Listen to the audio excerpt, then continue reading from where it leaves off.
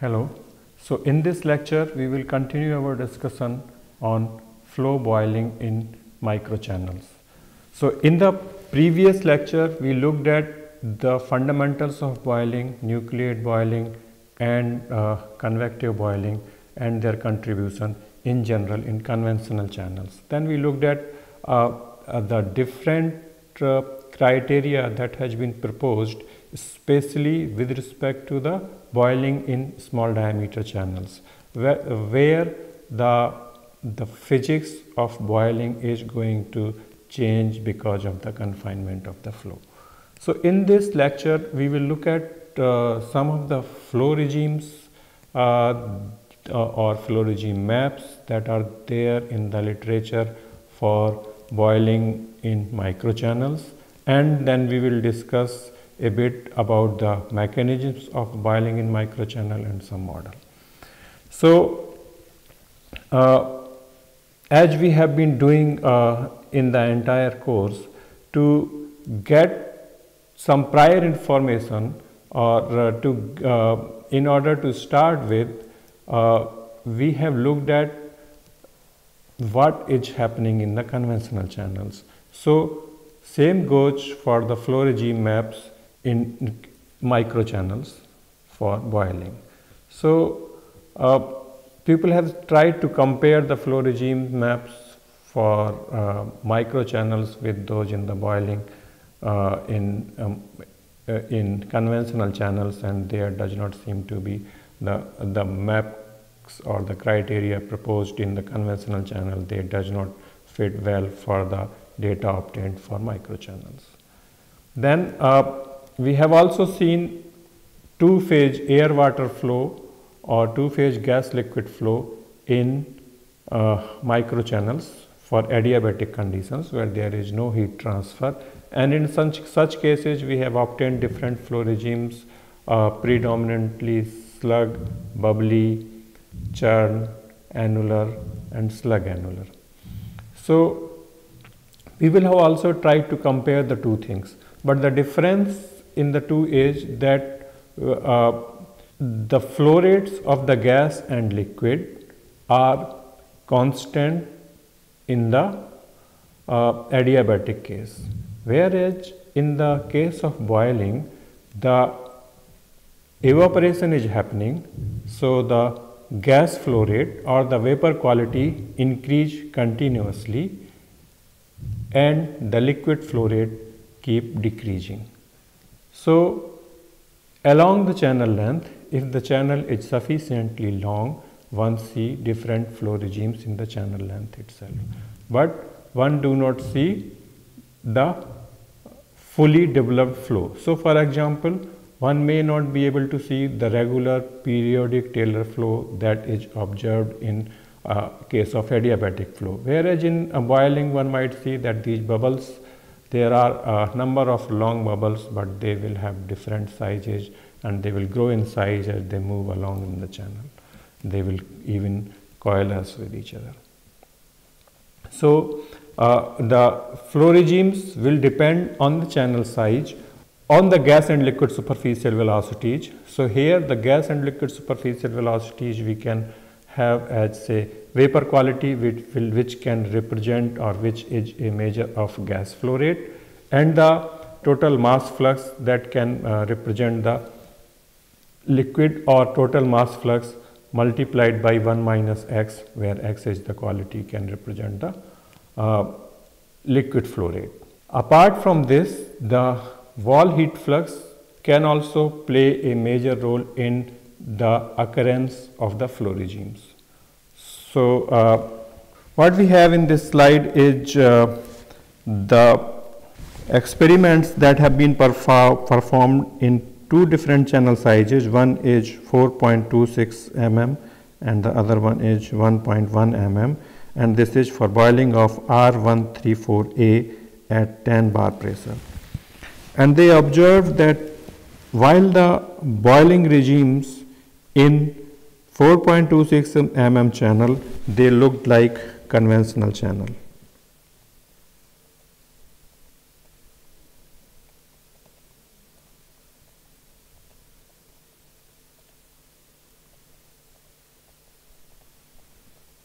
whereas there was significant difference in the flow regime maps that were observed in the millimeter or 1 millimeter size channel.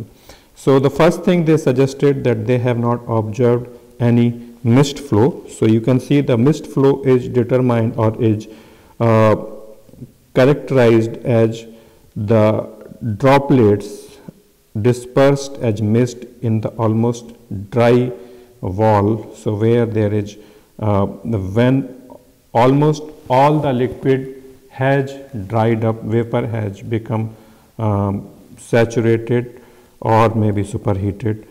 In this vapor there are small liquid droplets there which are dispersed. So they did not see any such thing, and the flow regime was annular and then probably dry out region. Whereas the confined bubbles, so here they have seen bubbles which are confined in the channel, and here it was liquid slugs kind of thing. And even in the bubbly flow there are bubbles which are confined. So these bubbles when after nucleation they did not departed before departure the bubbles elongated. And then they also suggested that the liquid film surrounding the slug or the liquid film, thinning liquid film, so the liquid film surrounding the liquid slug that started thinning or liquid, so that is another characteristic. And then they saw that the churned flow, whereas in the large channels it was very chaotic, the chaotic nature of the churned flow decreased as the channel size decreased. And it has been observed in other experiments that in smaller channels the churned flow is not even observed. Okay, so these are some of the differences that has been noticed. We have the presence of similar flow regimes as we discussed in gas liquid adiabatic flow in microchannels. We have bubbly flow, confined bubbles, slug, annular flow, and then this is churn or depending on the conditions, slug annular condition. So a flow map has been proposed by Thom's group, and they looked at the flow regime on the coordinates where mass flux is on the y-axis and the vapor quality is on the x-axis. And then they identified or found that because the flow pattern, it depends strongly on the coalescence rate of the bubbles. Bubbles are generated, they grow, and then they leave the wall, and these bubbles may coalesce. So the bubble generation rate and coalescence rate, that is a determining factor that which flow regime may occur. And it is strongly dependent on the heat flux. And this flow regime was further extended by further experiments by their group. So looking at the four flow regimes that they identified, IB, which is isolated bubble regime. So this is characterized by that the bubble generation rate is larger than the coalescence rate of the bubbles. And in this case, they saw both bubbly and the slug flow. The next flow regime is coalescing bubble regime. So in this case, in this regime, the bubble coalescence rate is significantly larger than the bubble generation rate. So isolated bubble regime and then coalescing bubble regime. When the bubbles have coalesced, of course, we will get an annular flow regime. So the next flow regime was the annular flow regime, and then it was observed until a dry out occurred on the channel wall. So the next regime was post dry out regime. They have also given expressions for the different transitions. So the transition from bubble to slug regime, it depends on liquid only Reynolds number, and this is gas only Weber number. boiling number. So boiling number, which we have not seen until now, is defined as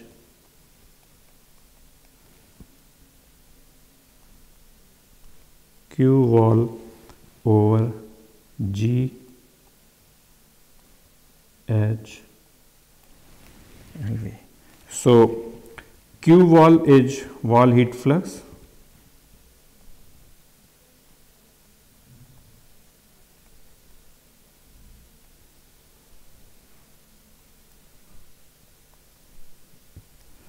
G is mass flux and HLV is latent heat of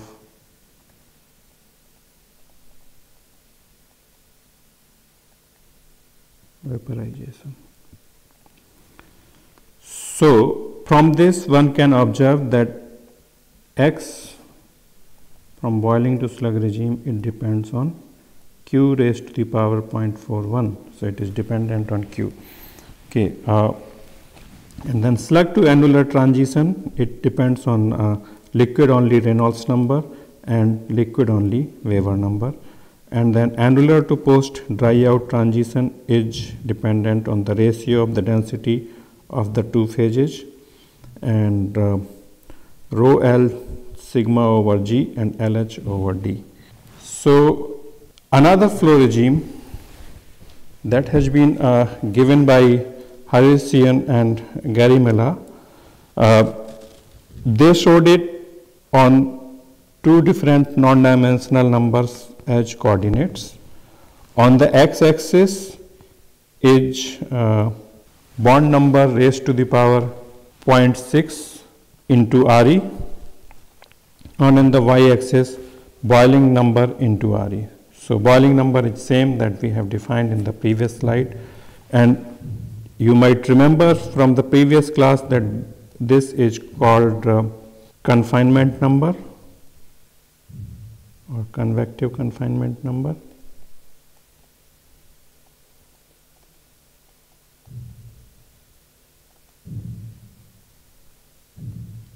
Here BO is the bond number and Re is the liquid only Reynolds number. So they identified two different transitions here. One is the vertical line as we see here. This vertical line corresponds to BO 0.5 into Re, so the x-axis is equal to 160. This point is 160, and that suggests that below this one get the two flow regimes that we get here is, this is confined annular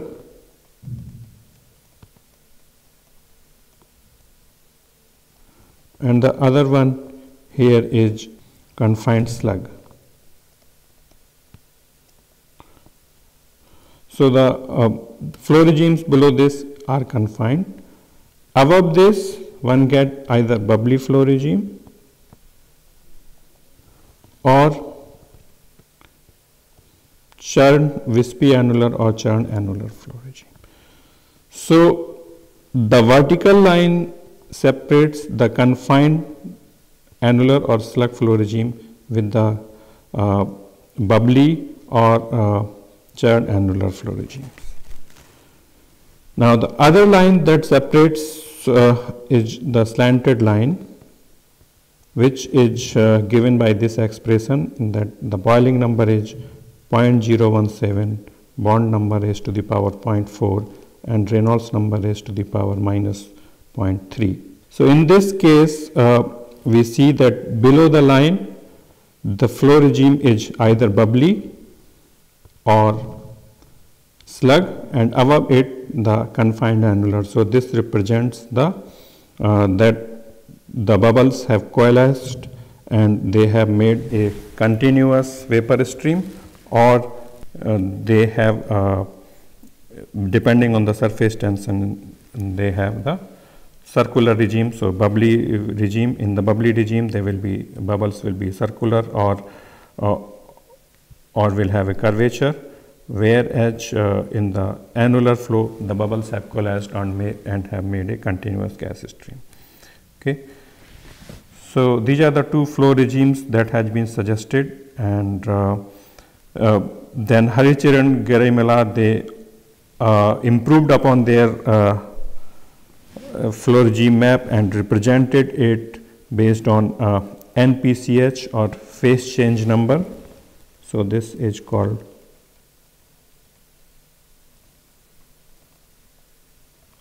phase change number, while the x-axis is remained same, and this phase change number is equal to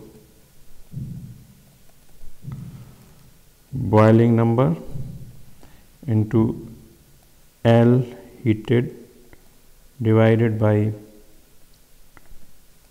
dH into rho L minus rho V divided by rho V.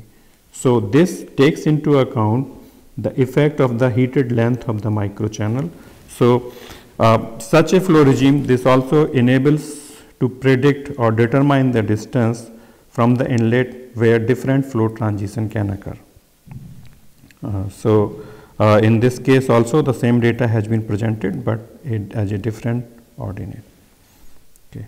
So as we discussed in the last class, that there are two different views on the dominant mechanism of flow boiling in microchannels. On the one hand, people suggest that nucleate boiling is the dominant mechanism of flow boiling in microchannel.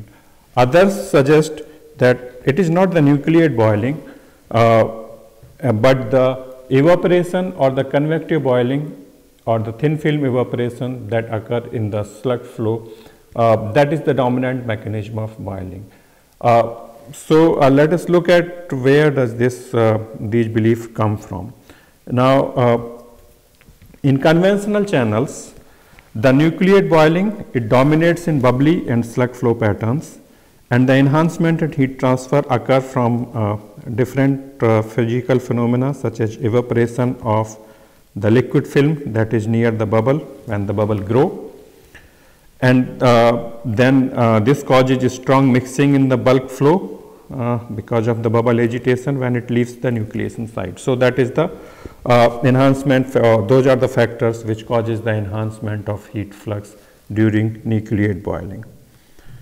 So the nucleate boiling, it depends on the bubble generation frequency, the bubble departure diameter, and diameter range of active nucleation sites, and all this increase with heat flux and pressure. So as a result, the heat transfer in the nucleate boiling in conventional channels, it is a function of heat flux and system pressure, but it is independent of mass flux and vapor quality. So this particular observation, that if the heat transfer coefficient is proportional to or is a function of wall heat flux and system pressure, and it is independent of mass flux and vapor quality, then it has been concluded for the experiments in flow boiling in microchannel that the nucleate boiling is the dominant mechanism. So that is the reason. So that means the number of experiments suggest that the heat transfer coefficient in flow boiling in microchannel is dependent on wall heat flux, and that is the reason that people have concluded that nucleate boiling is the dominant flow mechanism. On the other hand, in the convection boiling, which occur at high vapor quality, and the flow regime is annular flow regime, nucleate boiling is almost suppressed, there is less number of bubbles, and the mechanism of heat transfer in this case is similar to single phase forced convection, and the enhancement occurs because of evaporation of liquid film and the increased gas velocity. So in this case, when the heat transfer coefficient increases with the mass flux, so when the convective boiling is dominant, then the mass flux, the heat transfer coefficient is dependent on mass flux and vapor quality, but it is independent of heat flux. So if this is so, then one infers that the flow boiling in microchannel is dependent on the convective boiling. So now this was the principal reason for belief that flow boiling in microchannel is nucleate boiling, as most of the experiments showed a strong dependency of the wall heat flux or strong dependency of the heat transfer coefficient on the wall heat flux. And it can be for a number of reasons, because depending on the flow conditions, depending on the heat flux conditions, one can have one might be operating in the regime where nucleate boiling is dominated, or one might be operating where other mechanisms such as convective boiling or thin film evaporations are dominating.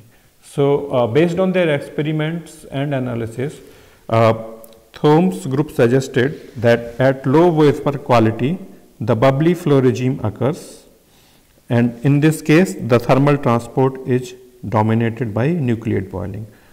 However, at the intermediate vapor qualities, the bubbles elongate, and elongated bubbles and slugs of liquid. So Taylor flow kind of flow regime is observed, and then in such case the heat is transferred by the single phase convection in the all liquid and vapor zones, and in the film a conduction or convection occurs through the thin films. So in this case the heat transfer coefficient is highly dependent on the bubble frequency.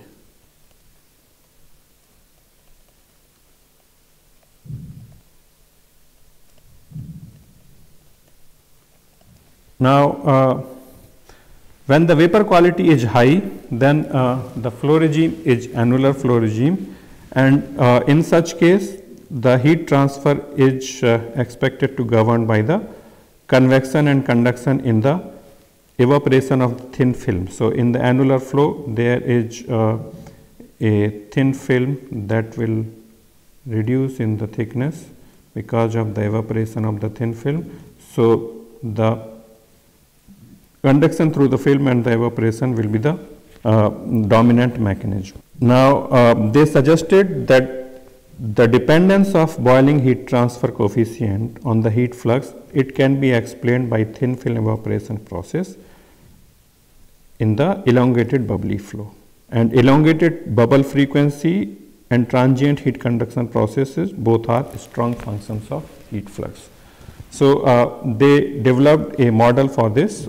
This is a visual picture of such that at low, when the vapor quality is low, then bubbly flow occurs and the nucleate boiling is observed. At higher vapor quality, nucleate boiling as well as liquid film evaporation in slug flow both occurs, and when bubbles also nucleate in the liquid film. Further on, the evaporation in the thin film occurs, and most of this contribution comes at the tip of the bubble, and as the quality is increased, the annular flow is observed. So now based on his physical understanding developed from the experiments and CFD simulations, Thom he proposed a 3-zone model to explain the boiling in the slug flow regime, and he had the following assumptions: that the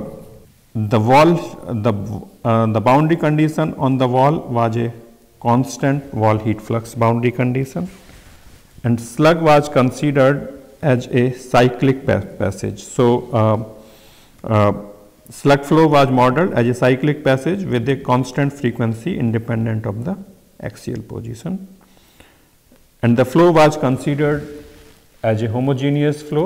That means the gas and liquid phases had the same velocity. There was no slip between the gas and liquid phases, so it was homogeneous flow. Both the phases were considered to be liquid and vapor. They were considered to be at the saturation temperature. The film that surrounds the slug, it is considered to be stagnant, and they also assumed that the bubbles which are generated, they continue to grow downstream and do not coalesce. So the coalescence has not been taken into account in their model. So this is a visual picture of their model. They considered 3 zone, the liquid slug and the bubble which evaporates. Now depending on the length of the bubble and the velocity and the wall heat flux, there may be 2 or 1 region. So as we see in the upper image, there are 2 regions, that the bubble, the film surrounding the bubble has dried out, whereas in the image below the film remains always surrounding the bubble.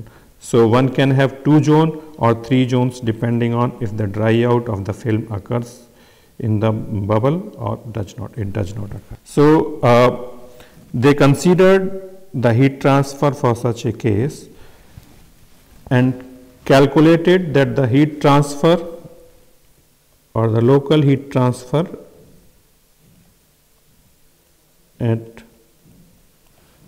is equal to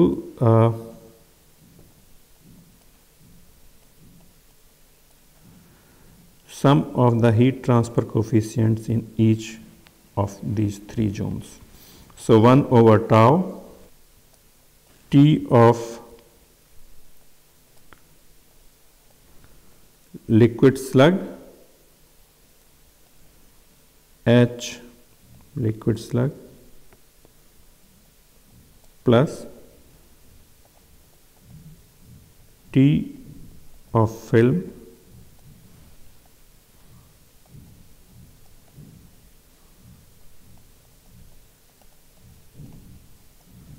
of film Z plus T of dry zone into H of dry zone. So basically one can also write this in terms of the fractions of time, so tau. So they consider tau as the period. This period is tau. So when one bubble is generated and after that another bubble is generated, so this bubble generation process has been assumed to be periodic, and tau is the time period or between the 2 bubble generation. So that will be equal to 1 over f or bubble generation frequency.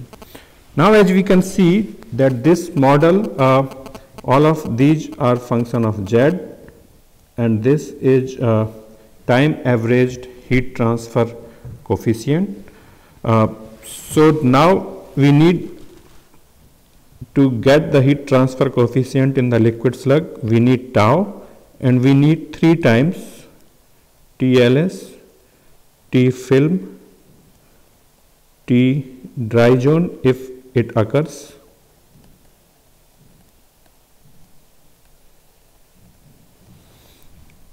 And the expressions for heat transfer coefficient in the liquid slug, heat transfer coefficient in the film, and heat transfer coefficient in the dry zone. So the flow velocity, we can calculate the times based on the length divided by the velocity.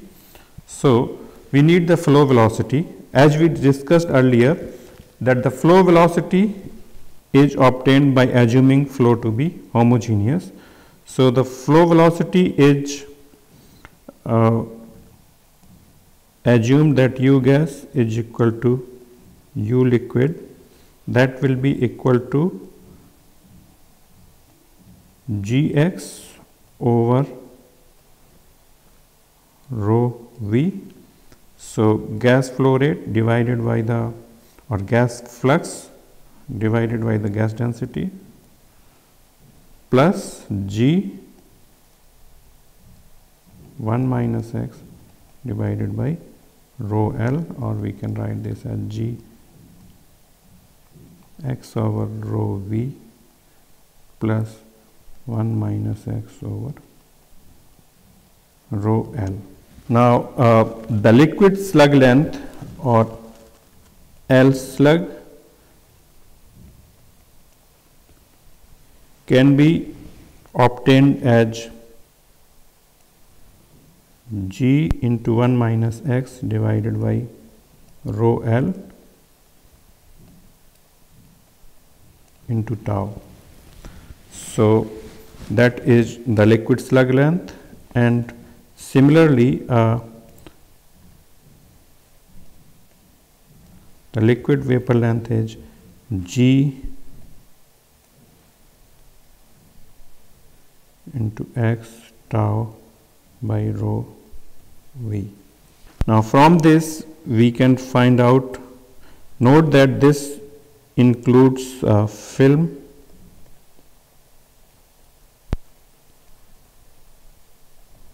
and dry regions. So this is L film plus L dry. So from this we can find out T in the liquid, that is equal to Ls over U. Let us say this is U. So this will be equal to G 1 minus x tau over rho L into x over rho V plus 1 minus x rho L into G. So G and G cancel out. Now what we have is we can just write G here, and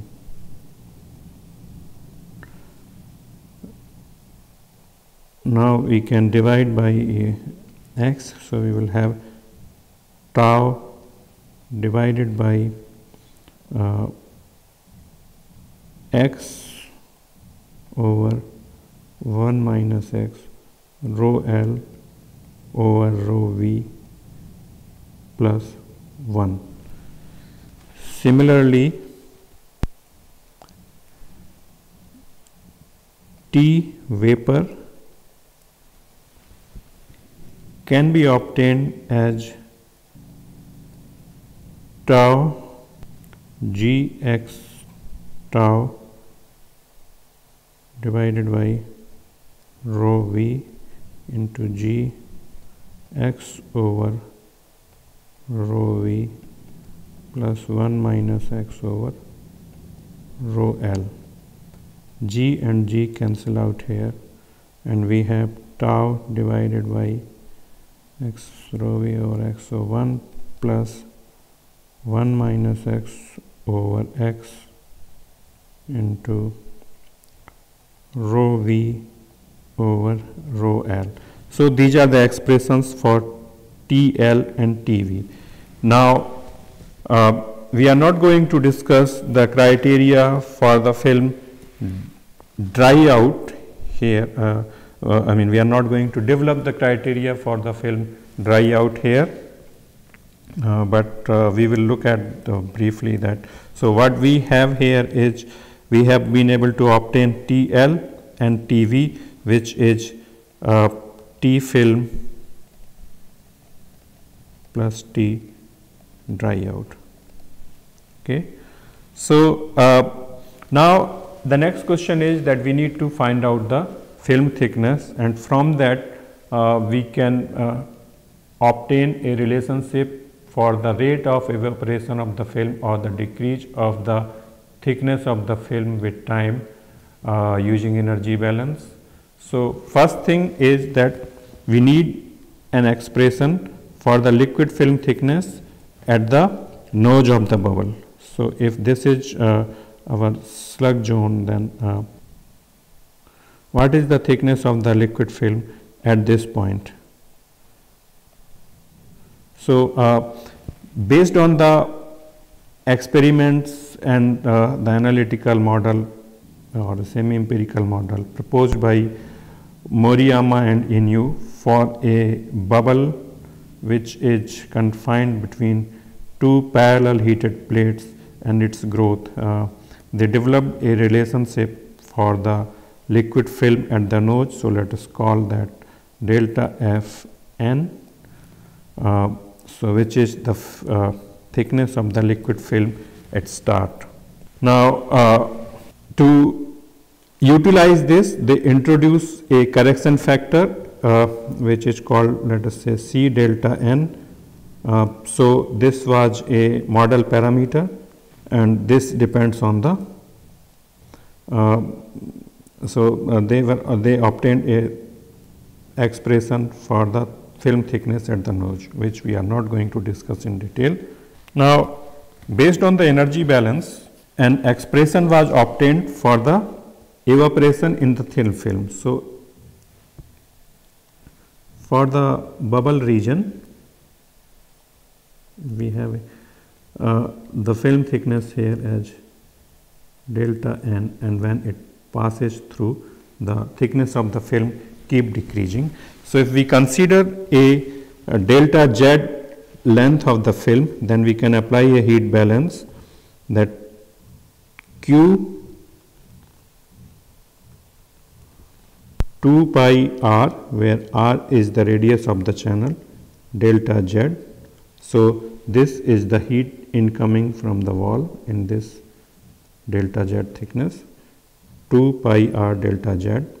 This is equal to minus rho L 2 pi r minus delta, where delta is the thickness of the film, d delta over dt delta Z into delta H of vaporization. So this is the heat coming from the wall, and this is the heat required for the evaporation of the d delta thickness of the film.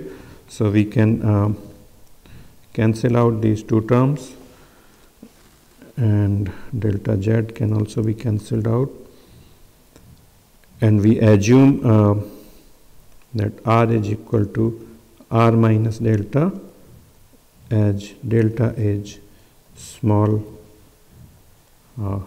negligible with respect to R. So we get from here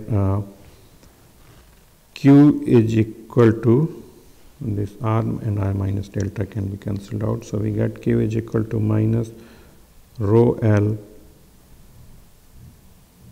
Q dt is equal to minus rho L delta H LV into d delta. So if we integrate this from 0 to t, and at t is equal to 0, we will have delta N is the thickness of the film, and delta is the thickness of the film at an arbitrary time. So we will have this will give us Qt is equal to delta Qt divided by rho L delta H LV is equal to delta N minus delta ZT, or we can get the film thickness delta ZT is equal to delta N or delta Fn minus Q over rho L delta HLV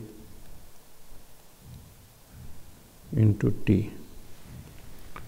So this is an expression for the thickness of the film. Now when the film thickness becomes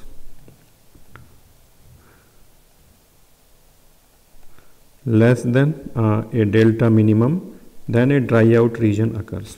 So in the first model that Thom developed, one of the parameters was, or one of the fitting parameters was this minimum film thickness. However, later on with the experiments and comparison with the others experimental data, they suggested that the actual surface roughness can be taken as the minimum film thickness, that is where the dry out start occurring. So this is not a fitting parameter anymore, and it can be taken as an input in the model depending on the, or based on the roughness of the surface. Now heat transfer in the liquid film, because the film is considered to be stagnant.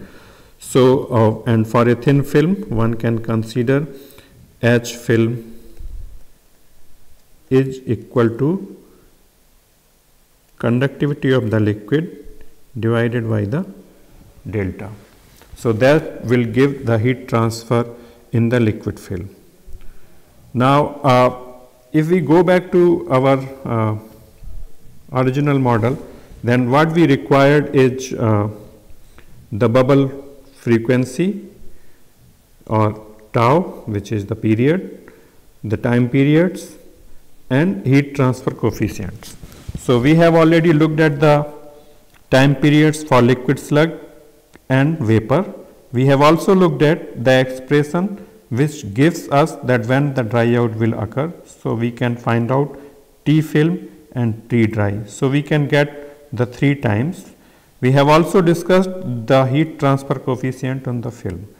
Now in the liquid slug, because it is a single phase liquid, so one can use the expression for single phase developing flow in the in a channel. Depending on one can calculate the Reynolds number and find out if it is laminar flow or turbulent flow, and calculate the expression accordingly. Similarly, for the dry region, one can calculate the heat transfer coefficient based on the gas properties, again for the single phase vapor flow. So one can take into account the laminar and turbulent regime and find out if the flow is turbulent or laminar and get the expressions. So we have this model developed, except that the frequency or the tau is not there. So what they have shown, that the frequency is a function of Q over Q reference raised to the power n. Now this Q reference is again a function of alpha or alpha Q and reduced pressure. So P over P critical, and this is saturation pressure raised to the power n. So that suggests that F is proportional to Q raised to the power A into this reduced pressure, or P saturation divided by P critical raised to the power, say, B.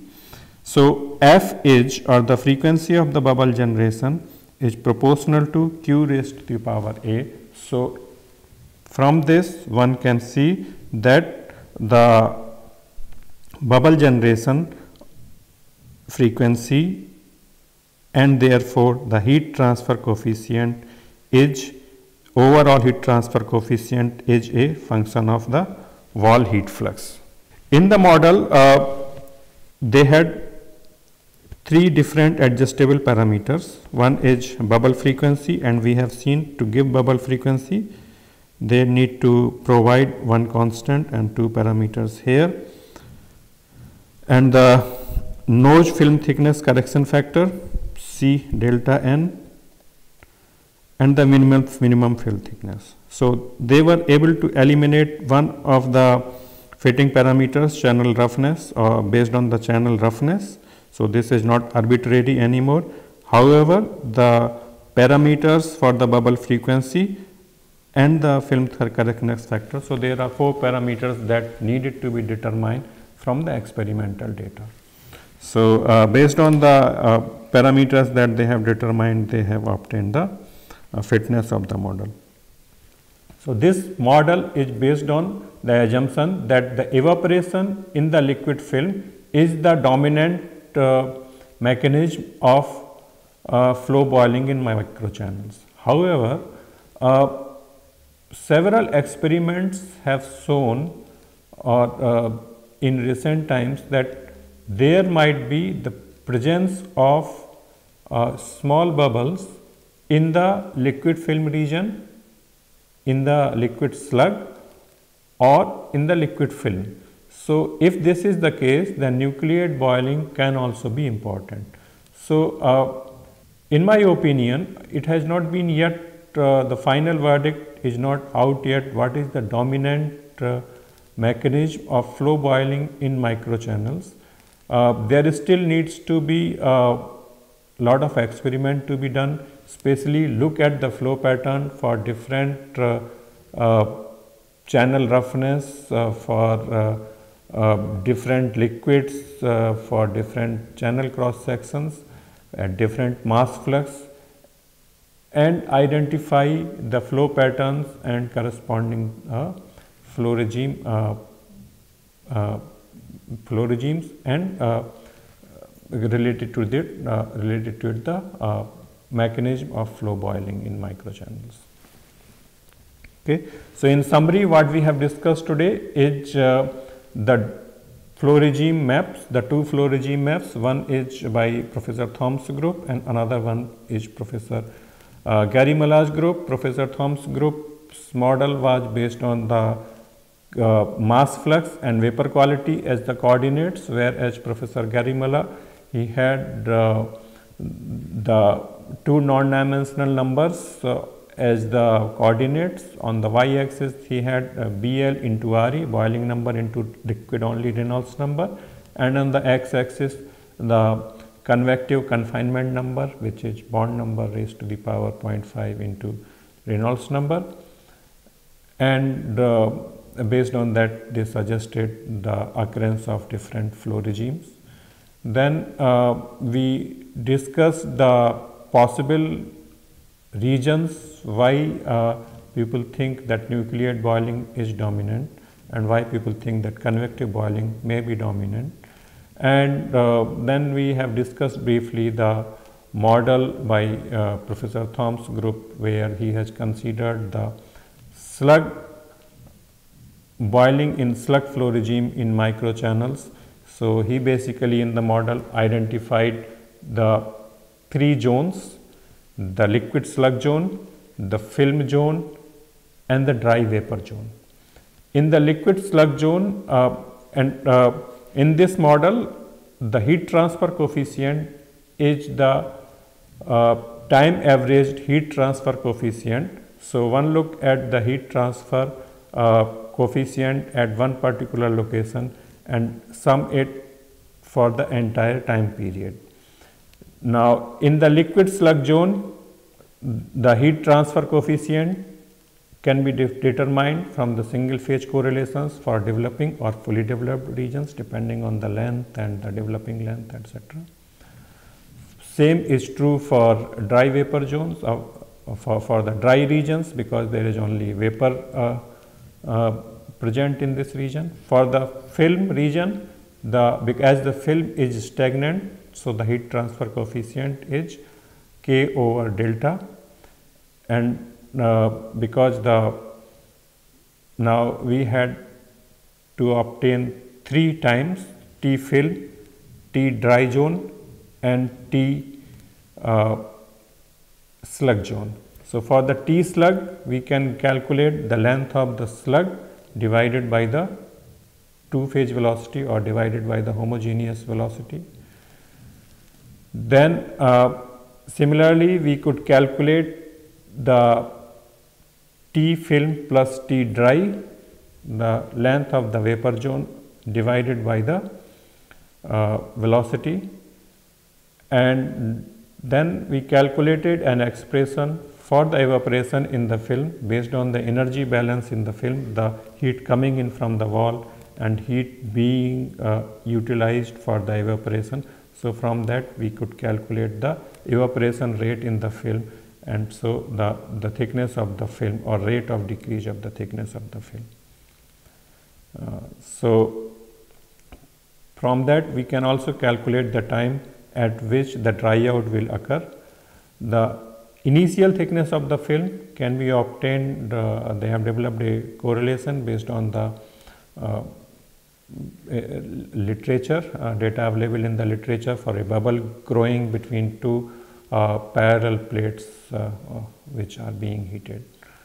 So then the last parameter was the bubble frequency or the bubble period, which is a function of Q over Q reference, and it is there is a power law.